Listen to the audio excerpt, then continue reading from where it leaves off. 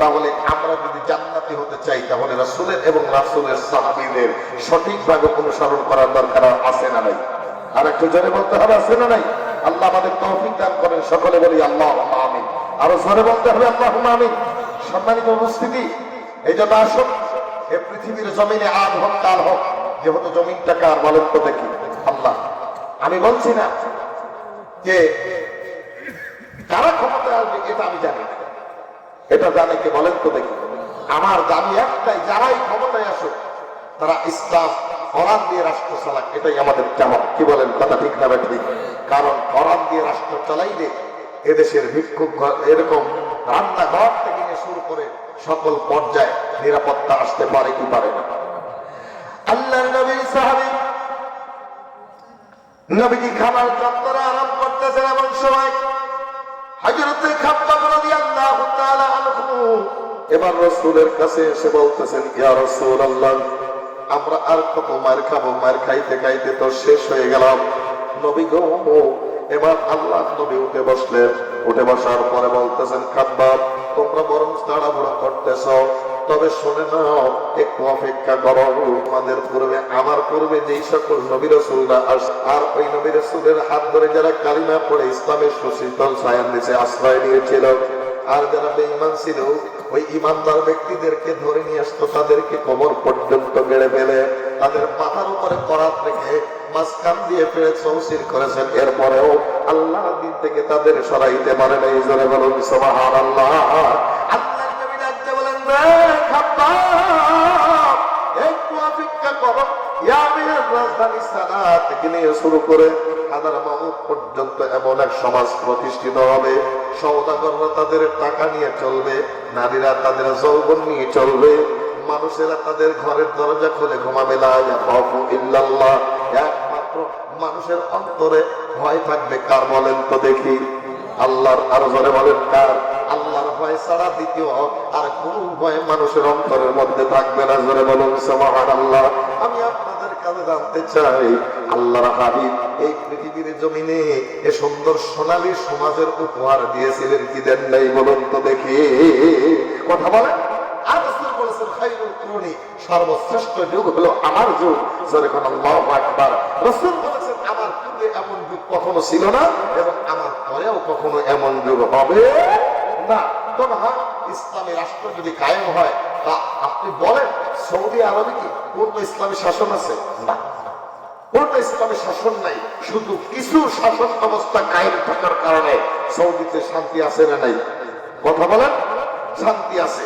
বাংলার জমিনে যদি কিছু ইসলামী ব্যবস্থাপনায় দেশ চলে, দেখবেন মানুষেরা শান্তি আর শান্তি, নিরাপদে ঘুমাইতে পারবে, নিরাপদে চলতে পারবে, ব্যবসা বাণিজ্য যা কিছু করবে সব কিছু নিরাপদে। এমন কি সম্মানিত উপস্থিতি, আজকে সবচাইতে বড় সমস্যা বাংলাদেশের নারীরা পড়ে গেছে। জোরে বলেন, কথা ঠিক না ব্যাঠি? নারীরা সবচাইতে পরিস্থিতির শিকার। জোরে বলেন, কথা ঠিক না ব্যাঠি? এতে দোষ কি পুরুষের? না বলেন তো দেখি। এতে দোষ শুধু পুরুষের দিলে হবে না, কারণ নারীরা যদি তারা ইসলামের হুকুম মেনে তারা যদি সেভাবে চলতো, আল্লাহর কসম, যেই যুবকেরা তোমাকে উত্ত্যক্ত করে হাতে তালি দেয়, শীষ দেয়, ওই যেই যুবকেরা তোমাকে আপা বলে বিরক্ত করতে চায়, ওই যুবকেরা তুমি যদি ইসলামের উপরে চলো, ওই যুবকেরাই তোমাকে কি করবে? ওই যুবকেরা তোমাকে খারাপ মাদনে সম্মান করবে। জোরে বলেন, কথা ঠিক না ব্যাঠি? সম্মানিত উপস্থিতি, একটা উপন্যাসের গল্প এরকম পেয়েছিলাম, উপন্যাসটার নাম ভুলে গেছি। একজন হিন্দু মহিলা আর একজন মুসলমান মানে মেয়ে, দুইজন বান্ধবী হোটেলে থাকে, লেখাপড়া করে, হোস্টেলে থাকে।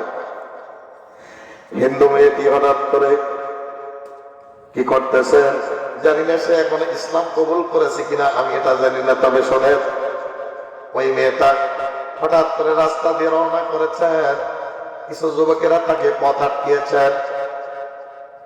হয় কি হয় না এরকম? কথা বলছেন না কেন? কিছু যুবকেরা তাকে পথ আটকিয়েছেন। মেয়েটি বুঝতে পারল এরা আমার কোন সর্বনাশ করতে চায়, তাহলে এখন কি করা যায়? এবার মেয়েটি দেখেন অনেক সময় পরিস্থিতির শিকারে কিন্তু তাল মিলাতে হয়। যারা বলেন, কথা ঠিক না ঠিক? এবার বলতেছেন, ভাই রে, আজকে আমি একটু ব্যস্ত, আমারও তো ইচ্ছা হচ্ছিল তোদের সাথে একটু এরকম বিল্ডিং মারি, তোদের সাথে একটু আনন্দ করে, কিন্তু বিশেষ এক কারণে, বিশেষ এক জরুরি কারণে আমাকে আজকে যেতে হচ্ছে।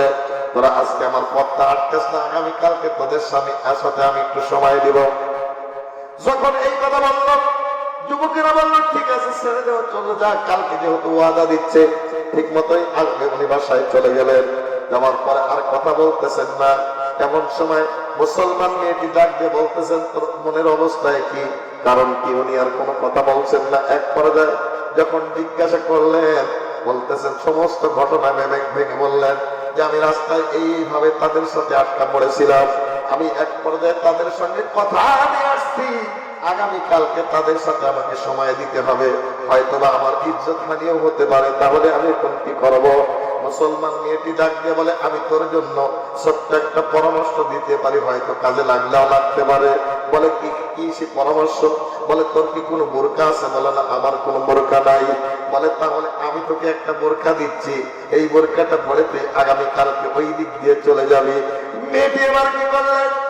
বন্ধুগণ, ভাইয়েরা আমার, মুসলমান সেই মেয়েটির কথা মতো বোরকা পরে ওই যুবকরা কিন্তু আমার বন্ধুগণ ভাইরা আমার পিপাসিতার মতো ওই দিন আবার পথের দিকে তাকিয়ে আছে, কোন সময় আসবে। বন্ধুগণ, কিন্তু ওই হিন্দু মেয়েটা সেদিন কি করে রাস্তা দিয়ে রওনা দিয়েছে বলেন তো দেখি? বোরকা পরে ওই যুবকদের সামনে দিয়ে চলে গেলেন। যেই যুবকরা গতকালকে তাকে উত্ত্যক্ত করতেছিল, ওই যুবকেরা সম্মান করে তাকে রাস্তা বের করে দিল। জোরে বলুন সুবহানাল্লাহ। এবার ওই মেয়েটি বাসায় ফিরে এসে মুসলমান বান্ধবীকে ডাকবে, বলতেছেন বান্ধবী রে, মুসলমানের ইসলামের পোশাক গুলো যদি এত সুন্দর হয়, যে পোশাক আমার ইজ্জত সম্মান পর্যন্ত বাঁচাইতে পারে, ইসলাম ধর্ম এত শান্তির ধর্ম, আগে জানতাম না। তবে আজকে থেকে আমি আর এই বোরকা কোনোদিন ছেড়ে দেবো না। জোরে বলুন সুবহানাল্লাহ। ভাইয়েরা, কিন্তু বোরকা